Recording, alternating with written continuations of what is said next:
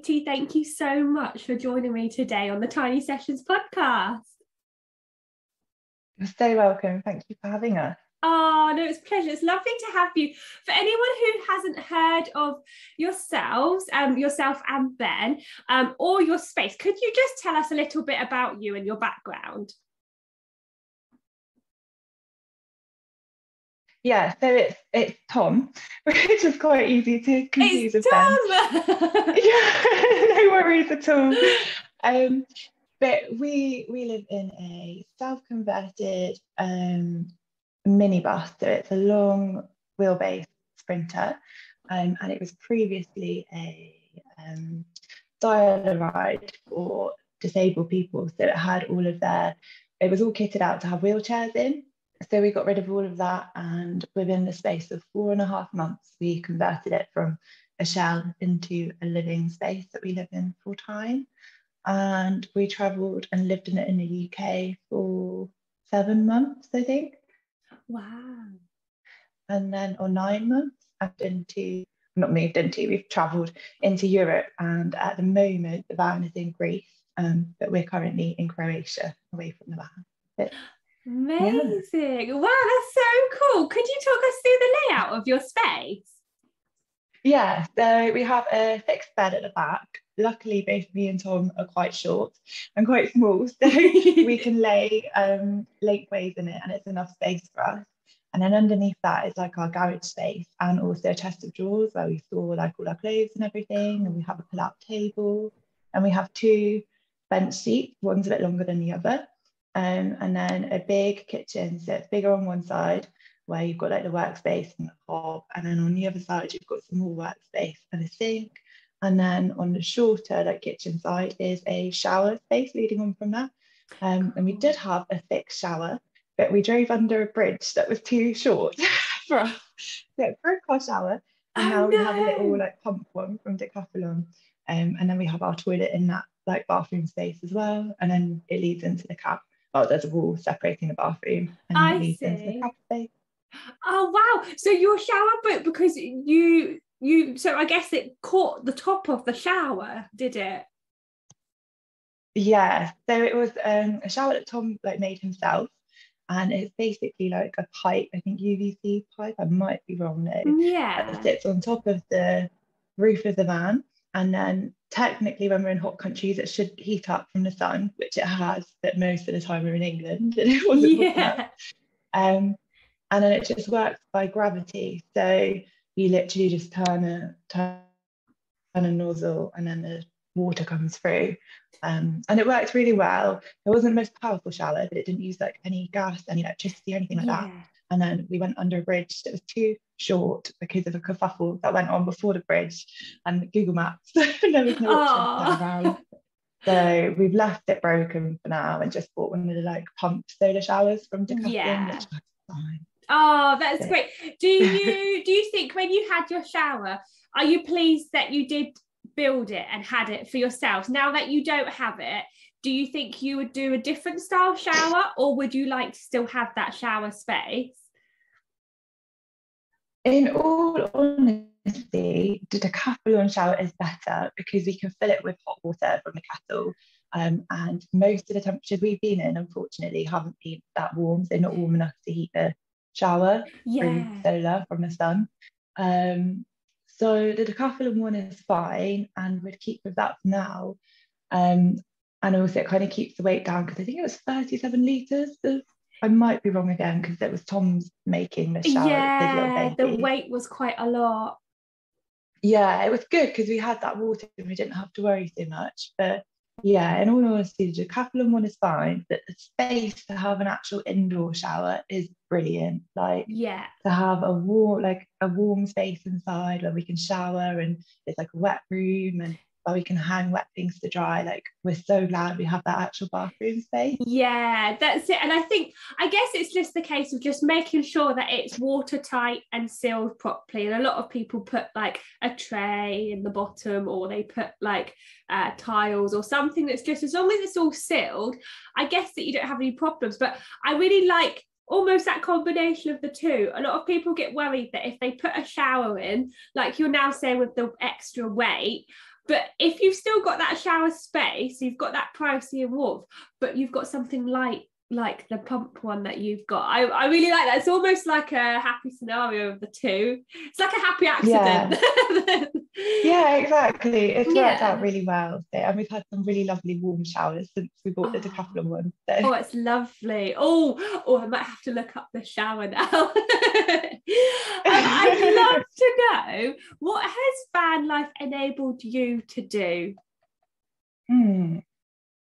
So I think one of the biggest things is it's our own private space that we obviously paid for, because we bought the van and we bought the stuff that we sit with, or found it like free in places and stuff. But it's cheap now. We don't have to continue paying for it, apart from, you know, fuel for the vehicle and insurance and stuff like that. It's a cheap way of living and it's ours.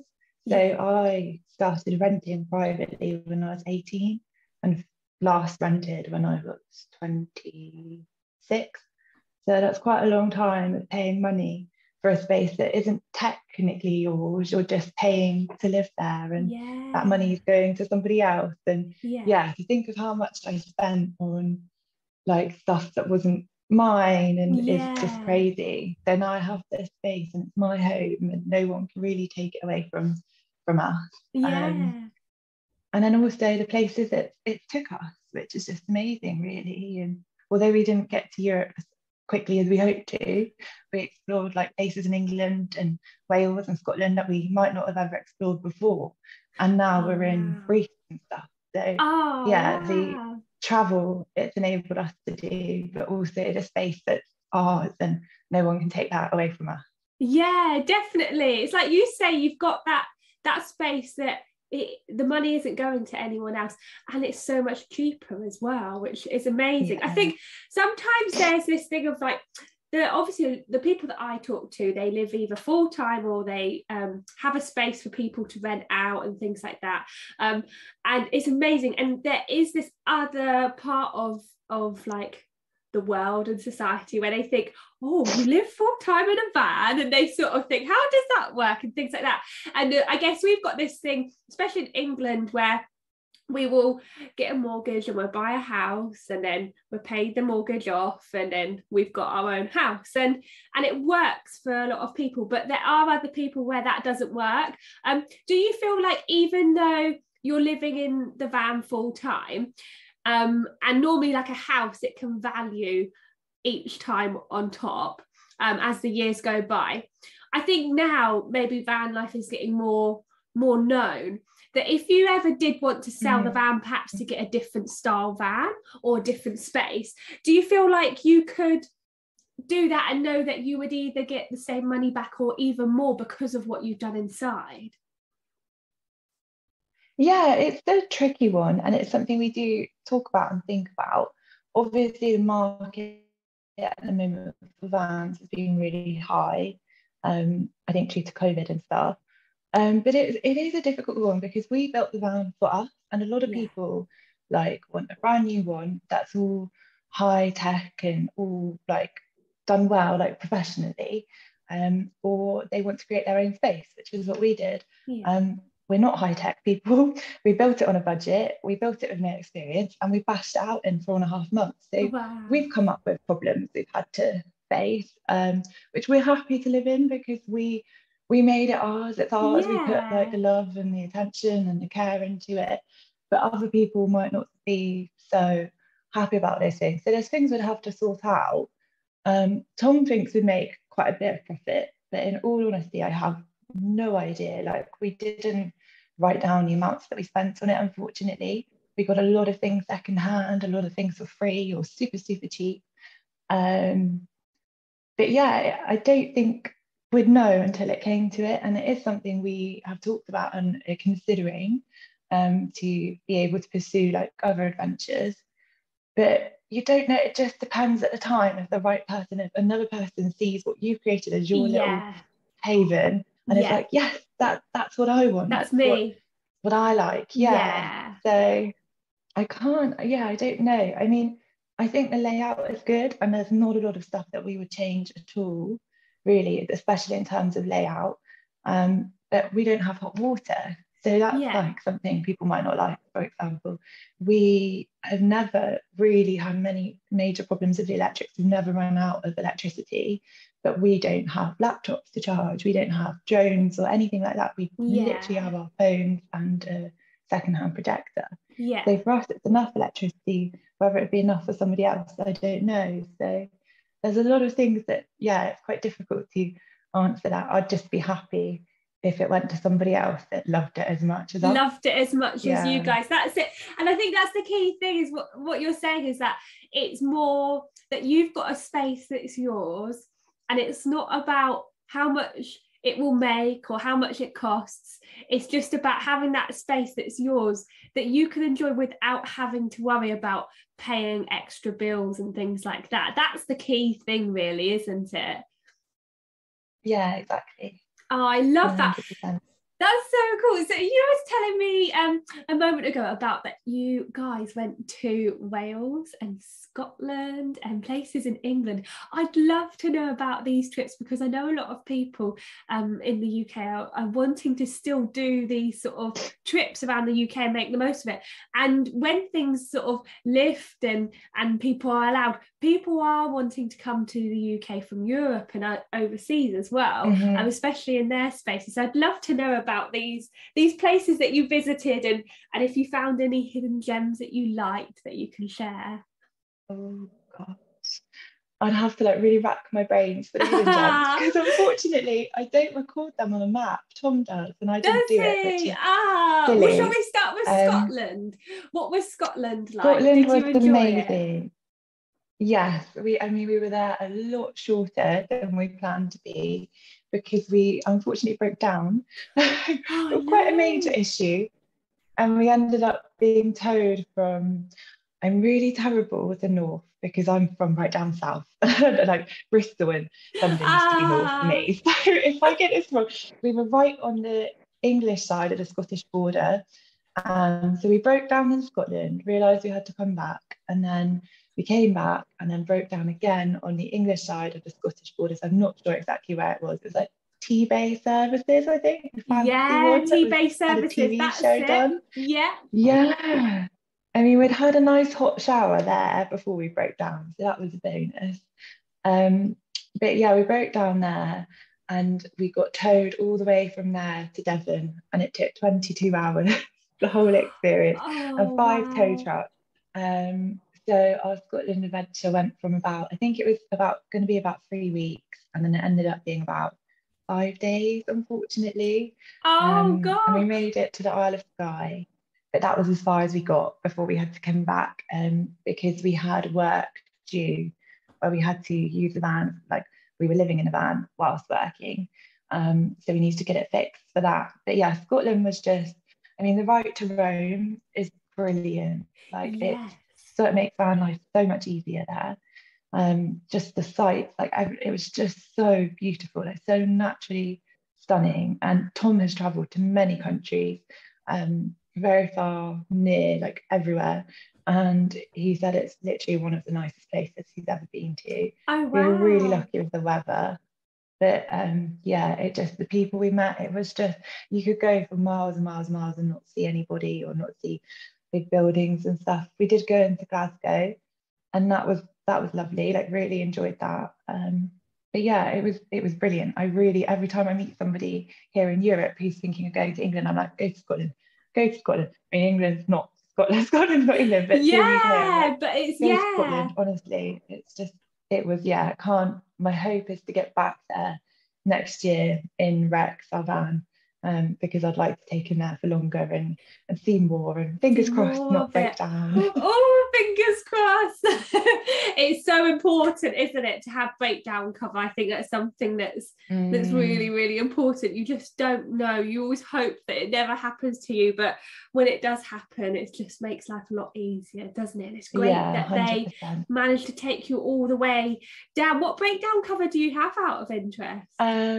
So that was the AA, and we're now with RAC. So we were so lucky. We got that cover for like £66. And then when we had to renew, it was about £200 for some reason, probably because of that saga.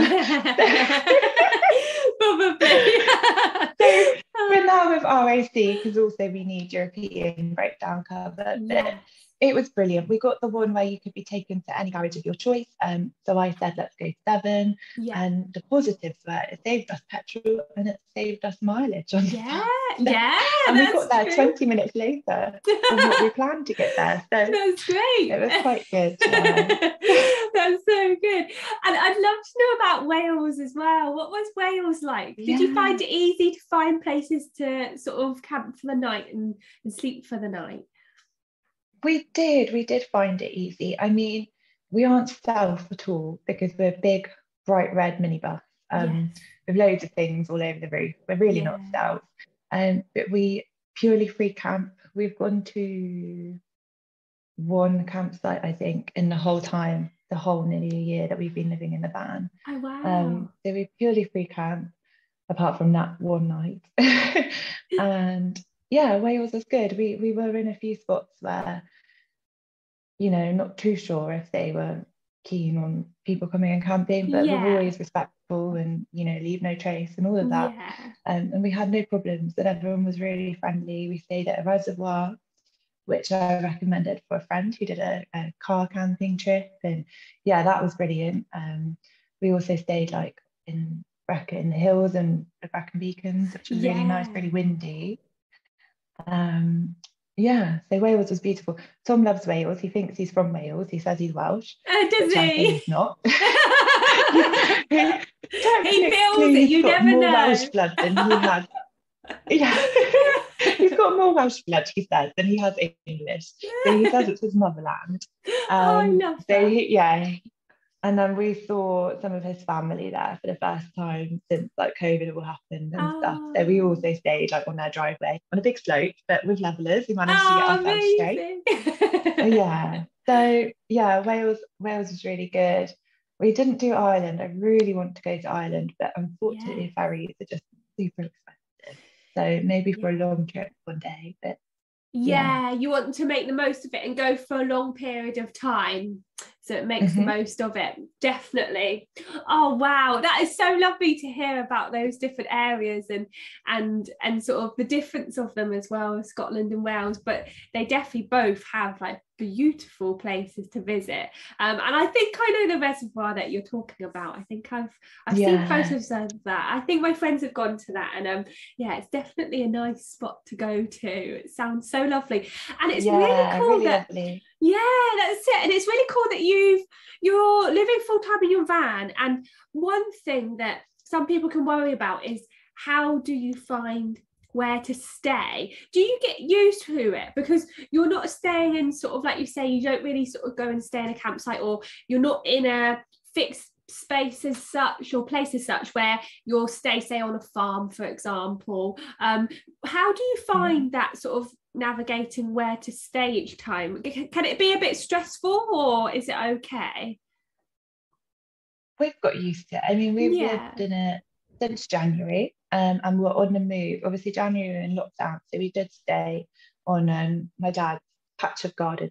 We stayed there till March, and then I got some work, so we were able to move on before the lockdown officially loosened, because it was for work reasons. So we've been on the move since middle of March. Sometimes we stay on friends and family's land, but that's less the option we do lease. But we use Parks and Night all the time, pretty much, and also Google Maps. And we just keep an eye out for spaces and speak to people we've met and things. But yeah, Parks and Night seems to be like every van lifer's saviour. It's not too stressful, I think, because it's just our way of life. Like, it's just what we've been used to now. We've parked in train car parks and stuff in Rome that are really loud and really light. We've parked on like streets, all sorts of places. Most of the time it's not glamorous, it's not beautiful views. So when we do get a really nice view, it's a real treat. It's lovely. But yeah, sometimes when you're tired, it can be a bit like, oh God, I really hope we have no problems tonight. But I think we've been asked to move on twice. We've had a few people knock on windows and stuff before, but we both sleep through most things. So yeah, it's worked fine for us, but it can be tiring in the fact that you most nights you're at a new spot. So when we can stay somewhere for more than one night, Yeah. it's really lovely. Oh yeah, that's it. You know that you could just stay there and just be like, right, we're here for a couple of nights. Haven't got to Yeah. find somewhere the next day. That's so lovely. Before you met Tom, I'd love to know about how you made everything nice and comfortable, and how you made yourself feel safe and comfortable when you were solo in your van. Okay, so I wasn't actually solo in the van before Tom. Oh, We cool. I was living in Bristol in a shared house. Oh, And then how me amazing. and Tom met was a bit weird because we met during the first lockdown on a dating app. And Yeah. then we Skype call, FaceTime like this basically for like a month. Yeah. And then got a bit fed up and my housemates had moved out. So I said, well, come and visit me and you can stay. And so the Yeah. first time we met in person, Tom actually moved in with me. Oh, amazing. We were staying in a room, me, him, and my cat, in a shared house in Bristol. And it was a small, like, ex-council house, so 2 up, 2 down, my dad would say. So 2 bedrooms, a small kitchen and a lounge, and then a very small bathroom. And then our attic had been turned into another bedroom. So there ended up being 4 of us in this little small house. And we had the best time, like when my housemates moved back in the summer. But it was very expensive, really expensive. And I was paying for that. And then Tom officially got onto the contract and my landlord upped our rent. She's lovely, absolutely lovely. But she Ah. said, 2 of you living there, I'll have some more money, which is fair enough. And Tom got a job in a bar and he got paid his like 3 days trial shift or something, £200 in cash, and then literally on the same day you had to hand that £200 in cash over to my landlord, and he Oh, was like, right, wow. I'm not doing this again. And we both talked about traveling. He's done a lot of traveling. I unfortunately haven't been in a position until now that I was able to, and we've both known quite a bit about van life. So I grew up with people living alternatively around me. And Tom, when he's been on his travels, has met lots of people living alternatively in different types of accommodation. And van life was sort of kicking off in the UK. So we kept an eye out for something, found a red minibus, bought it without test driving it. Oh, I wow. handed in my notice. Yes. We, I we love don't that. do things by halves. So No, you very, just go straight in. yeah. And then yeah, very much so.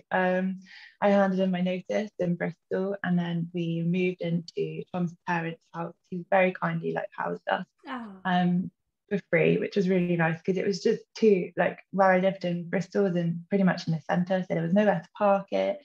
To be able to like build the van and pay rent was just impossible. So yeah. they very kindly let us move in with them. And then I got a job in the hospital in Reading, and Tom worked solely on the van. He did like one filming job whilst we were filming, doing the van. And I worked at the hospital, so I had 3 days on and 4 days off. So I spent every day off helping on the van, and washed it out. And then we moved into it as soon as it was ready. Wow. And yeah, I gave up my job in the hospital and have been kind of living this sort of nomadic lifestyle ever since. That's amazing. So a completely different pathway. That really is, there's so many horrible things that happened with the pandemic, but there's so many good things as well. Because if that pandemic hadn't happened, Yeah. you guys probably wouldn't have gone, like, come here, come stay. And then it was great because, I mean, it's good. You got along. And now you're here where you are now, which is so lovely. Oh, it's so lovely. I love stories like that. It's fantastic. You guys are in Greece at the moment. And I would love to know, what do people need to be able to travel to Greece from the UK? Okay, so it's a little bit complicated at the moment because of COVID, because things are changing sort of as we speak. Me and Tom really aren't great at researching. So we always say to people, don't take what we say like completely right, because we sort of see something and go by that, and often it's not correct because we just can't be bothered to research pages and pages. We're not planners. we're not great lovers of reading and stuff. So, but what I understand at the moment is that you're allowed into Greece in a van or as like via holiday, like as a holiday on a plane, if you are fully vaccinated. And this is what's changing, is your vaccination in Greece now, I might be wrong, so don't take it 100%, but from what I understand, from Monday, so I think it's Monday the 13th, your vaccination status counts as unvaccinated if your vaccination for COVID is more than 7 months old. Right. So you can get in with a vaccination, like a complete vaccination, that's not longer than 7 months old, unless you've had a booster. If you've had a booster, it's fine. You could take a PCR beforehand, which you would have to pay for. And I think it's like 72 hours before you enter. Or I think you might be allowed like proof of immunity, but a letter from your doctor. But we've gone through a lot of borders recently, so I might be wrong. That might be for another country. And you also need to do I think it's called a PFL, but I can't think what it stands for, but it's a passenger locator form, so PLF, just saying where you're going to be. So that's a bit complicated when you're in a van, because of course you've been at multiple different places beforehand, and then you're going to multiple different places and you don't technically have an address. So that's a little bit like, ooh, what do we fill in? But it was fine when we went through border control. We're in Croatia at the moment without the van. We flew here to get our vaccines up to date, because I got mine done early when I was working in A&E, and my vaccination is now nearly 10 months since I last had one. So we were like, oh no. And the boosters have come about whilst you were on the move as well. So it wasn't like you could get the booster. Yeah, and the difficulty is Tom got his in August, so Tom's was in date and mine was out of date, and it was like, and we also were trying to come back into Greece after we go to Turkey, which is our next destination. But yeah, it is doable. You just got to check all of the COVID stuff, and it changes every day basically. So just check it before you go, pretty much every day. Like, don't check it 2 weeks in advance and then not check it again before you choose to leave on the day. You update those checks, because it's always changing. That's a really good tip. That's and really, then obviously and you just need your passports and stuff, and all of that needs to be up to date. And other than that, they're fine, but it's getting harder and harder in Greece to be unvaccinated, because to go into a cafe, a bar, a cinema, anywhere where you're in there for a longer period than a shop, you have to have a vaccination passport, and that has to be 7 months in date. Which is our problem, and that's what's changing on Monday. If you're not fully vaccinated, you have to do a PCR test. But from my understanding, which again might not be completely right, but I think to do the PCR, they have to be paid for, especially if you're a British citizen and not a Greek resident, a Greek national. So that, of course, makes it very expensive. It's doable. It's doable. Lovely, beautiful in Greece. The locals are so kind. They're so happy to have tourism. They're quite strict on things in terms of COVID. So it's just how you feel about that and what the restrictions are at the time. That's it. And like you say, just to do your research and just make sure you keep checking updates on it. That's really interesting, because it's changing everywhere and it's different in so many different countries as well. How are you guys funding this trip? Is it all based on savings, or are you looking to get other work or remote work or anything? Sorry, I missed you a little bit. Did you say funding or finding? Funding. So how are you guys funding this trip in Greece? Is it based on savings, or are you guys looking to get another sort of a remote working job or anything? So our plan was to work on the road, and then Brexit came into effect, which has made it a lot harder for us, because in Europe beforehand we didn't need a visa to get work, and now we have to apply for visas. And to get a seasonal working visa is £280 per person, so very expensive. And with countries going into lockdowns and stuff, it's uncertain if you pay for that visa, if you'd actually be able to get into the country where you plan to do it. Yeah. If that seasonal work was continuing or if they were going into lockdown. So we've decided not to do visa work and not to apply for any visas. In England, we did festival work, which was paid for us quite well. Yeah. We also did filming work, like extras of film and TV, which cool. again was very well paid. And also gardening jobs and things like that. And then I'm quite lucky because I have some savings, so we use that. And then we just live very cheaply, but very, very cheaply. Our idea is to come back to the UK in the summer and work the festivals again, and hopefully there'll be more on this year. Yeah, last year we had a lot cancelled. Well, this year we had a lot cancelled. Yeah, for 2022. But yeah, we live super cheap. So we make do. We don't have expensive stuff. We don't have a big expenditure. It's basically food and fuel and any sort of activities. We don't pay for museums and stuff. We're pretty much just like pretty easygoing. So like we'll go to free stuff, and sometimes we pay for things, but we just kind of go with the flow and see what happens in the day. So we don't have a big list of expensive things we want to do. We don't eat meat, so that's not an expense. Yeah. Quite expensive. Our electricity is all solar, so we don't have to pay for that. Our gas we pay for, like our food cooking gas is about £8 the last time we paid for it and changed it over was in May. Oh wow. And it's now December. So it lasts you a long time. Do you know what size you have roughly?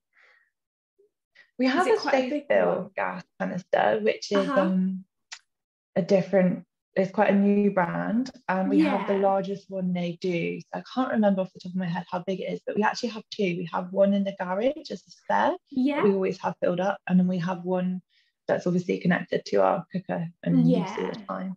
But it's the largest one safe fill do. Oh, cool. And it's really good. I really recommend it. Yeah. And it lasts a long time as well. And it's great because, like you say, your outgoing costs aren't too much either. So it means that those savings can last longer, and those trips can last longer, and it's great that you're thinking about doing the festivals again, because some people like to do like seasonal work, and it's working out which ones to do. And like you say, the extras work as well. I mean, if you've got your van and things like that, I know through my own experience, sometimes if it's okay on set and there's security there, you can stay in your van on set as well. So it's really, really good. Did you do that work through an agency or an extras agency? Yeah, so Tom has done it for years.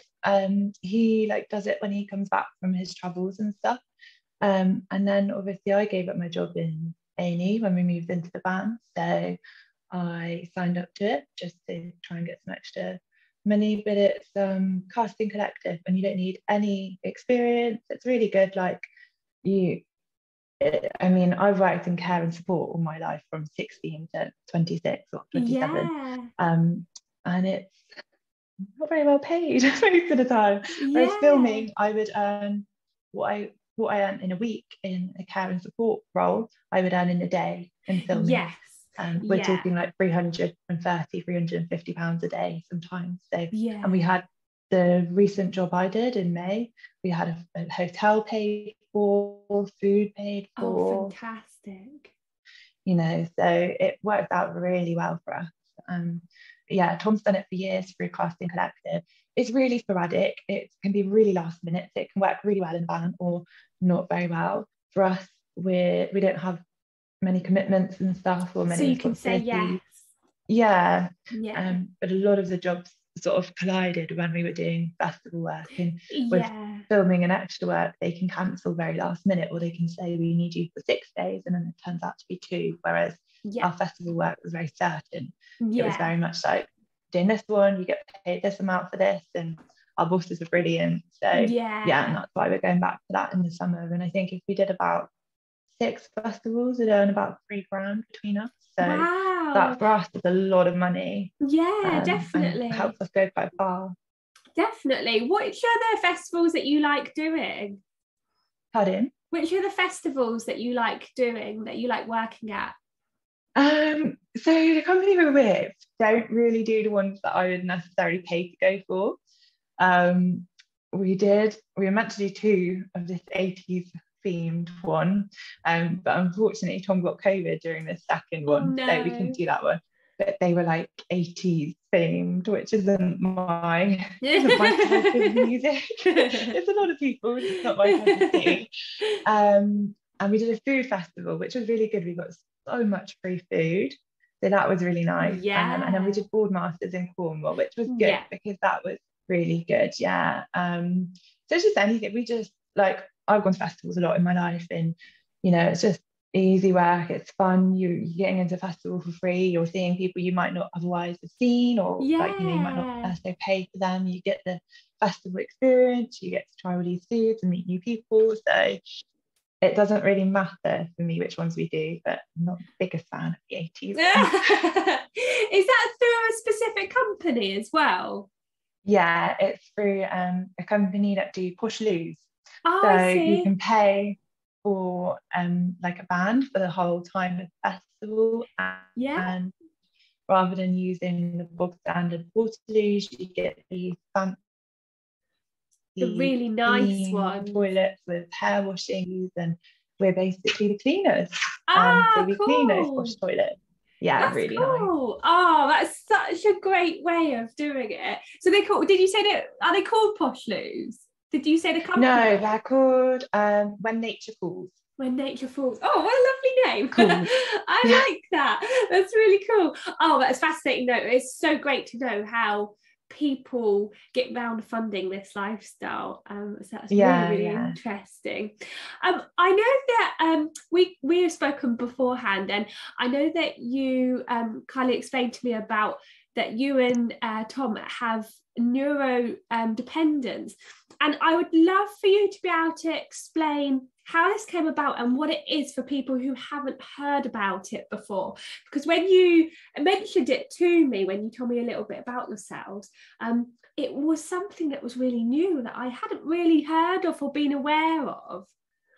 Okay, so we're both neurodiverse. So how it kind of works is normal, which isn't a great word at all, don't like to use it, but normal people are called neurotypical, and that's when their brain works as expected.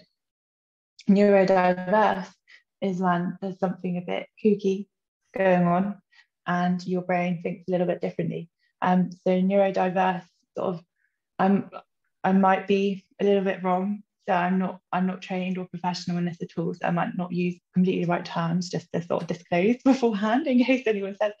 But common sort of neurodiverse things are dyspraxia, dyslexia, ADHD, dyscalculia. So I myself have dyspraxia. Tom is dyslexic and also has been diagnosed with ADHD. We're also a lot of people, because I've worked in SEN schools, so I've worked with people with learning disabilities and learning difficulties. If you're neurodiverse, it comes under a learning difficulty, but quite often those terms, learning disability and learning difficulty, are confused. But I've worked with a lot of professionals who've been trained and had years and years of professional training on helping people with learning difficulties. And a lot of people were wondering, hey, do you think you might have ADHD as well? But the diagnosis, to get diagnosed with ADHD at the moment, is an extremely long process. If you can do it privately, it's a lot quicker, but very expensive. To do it through the NHS, we're talking 2 years plus, and that was before COVID. So it's not something that I've been that fussed to get an exact diagnosis on, but I have very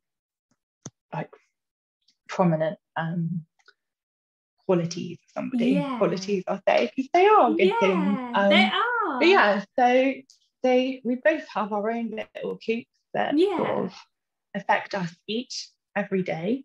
And there's quite a lot being shared on social media about it at the moment. And a lot about people who are in a relationship with one person being neurotypical, one person being neurodiverse. And of course, me and Tom are both neurodiverse. It affects both of us in our own little ways, especially like communication and stuff. And then we live in a van together in a very small space. So it's something that, yeah, I feel the need to talk about a little bit to sort of make people more aware of these different things and how people manage and how these differences are good things, but also need to be recognised and understood more. Yes. But yeah, it has its challenges. It's really interesting. Yeah. And really funny half the time. That's so lovely. And it's really interesting. It's almost like neurodiverse is like an umbrella for all of those lovely different variations of a person. Which is really, really interesting, because when you said neurodiverse, that was where I hadn't heard of it explained as that. Often people, especially when you're at school, they will say, oh, if you have dyspraxia or dyslexia, for example, they say, oh, this person has, like you say, a learning difficulty and things like that. And I think neurodiverse, and was it independent, did you say? Typical. So neurodiverse and neurotypical are the two variations. No, just neuro. Because you've got neurotypical would be if you don't have those different elements, and then neurodiverse is if you do have those different elements. It's really interesting. I've just never heard it with that phrase, and I think it's really important to address that as well, because people might hear that and not know, or like you say, if people do get a diagnosis and it's phrased that way, I think it's important to hear those words and it just be a norm as well. I think it's fantastic if anyone has any sort of different element to them.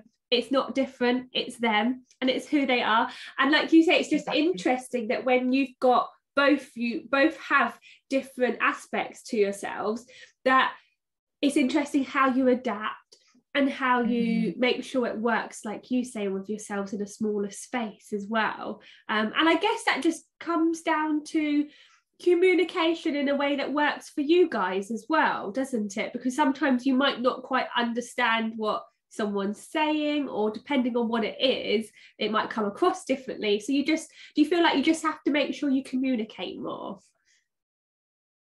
Massively. And like living in a small space, regardless of whether you're neurodiverse or neurotypical, communication is key. It's so vital. And I've done like a lot of different work around communication with my work, like working experience and stuff. And I feel like in England, especially in the UK, we're not always the best communicators. We're not always very good at being honest.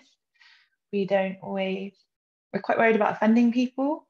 And communication is about being honest, it's about being open, and to have good communication you need to be all of those things. But we're quite often seen as, oh, you've said too much to somebody, or oh, that's not appropriate. And it's like, well, actually, why is it not appropriate? Or why is that too much? Why is it considered too much? Like, and why is that offensive? Like, if someone's opinion isn't your opinion, that doesn't necessarily mean it's offensive. It doesn't necessarily mean they're saying, I don't like you because your opinion isn't what I share. It's just saying, your opinion is valid, but it's not the same as mine. Let's work together and see what we can get out of this and stuff. And good communication is always key.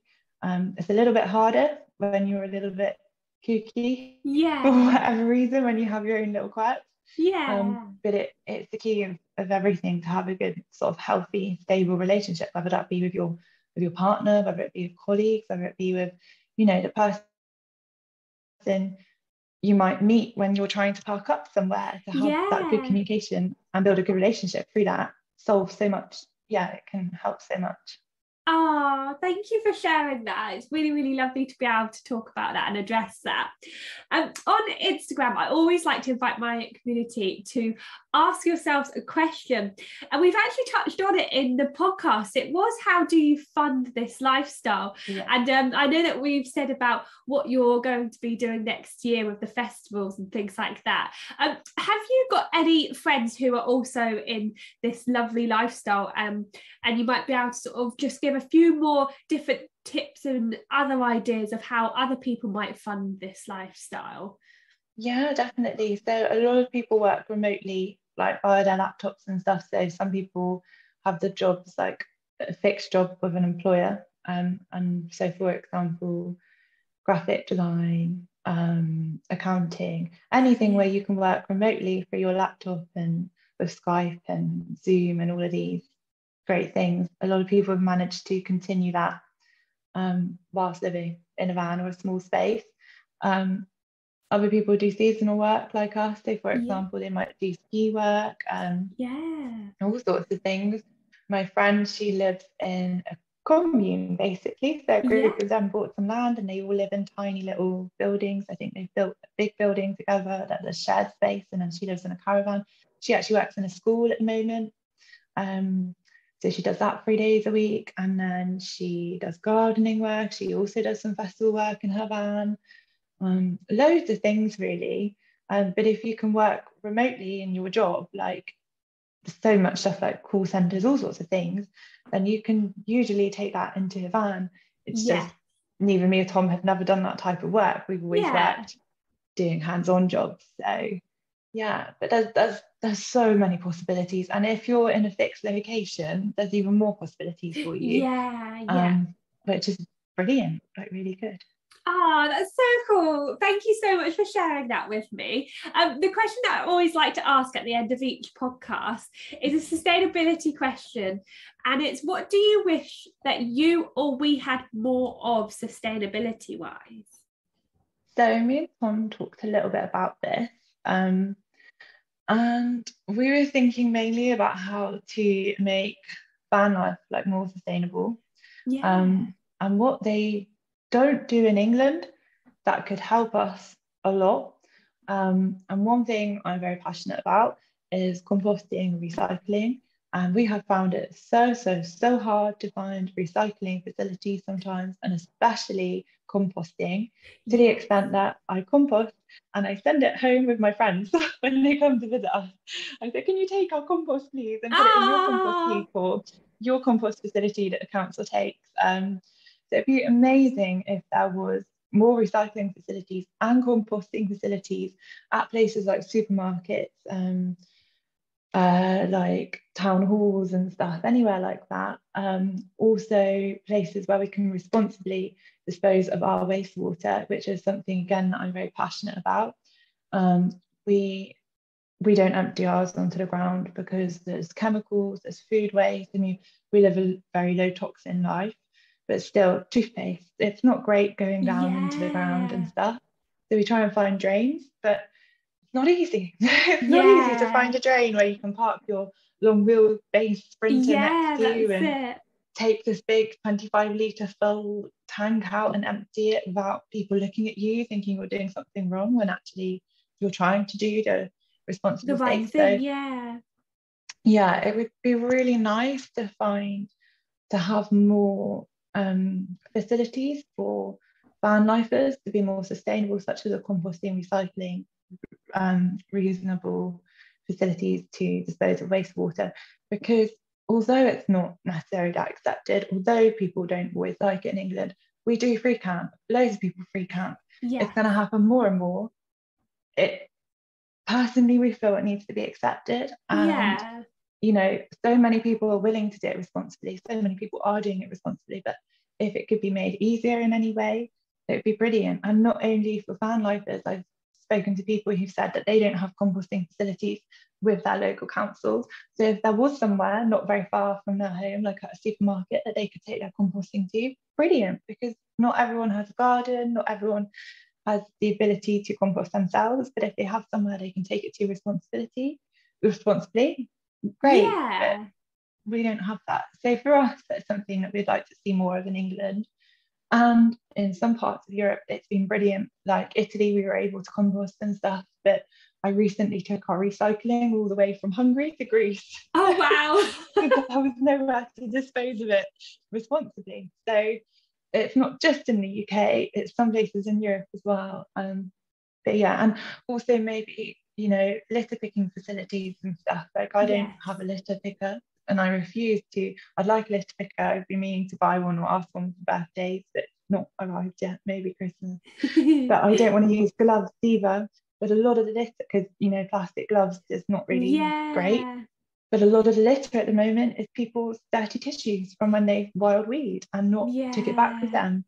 So if, you know, if there was litter picks available on a rent out business, I mean, not that you pay for, but you get for free, for example, at the local shop at a beach or at the coffee place at a park, where you can go and sign them in and sign them out and pick up litter without having to be worried about your own like personal hygiene and safety.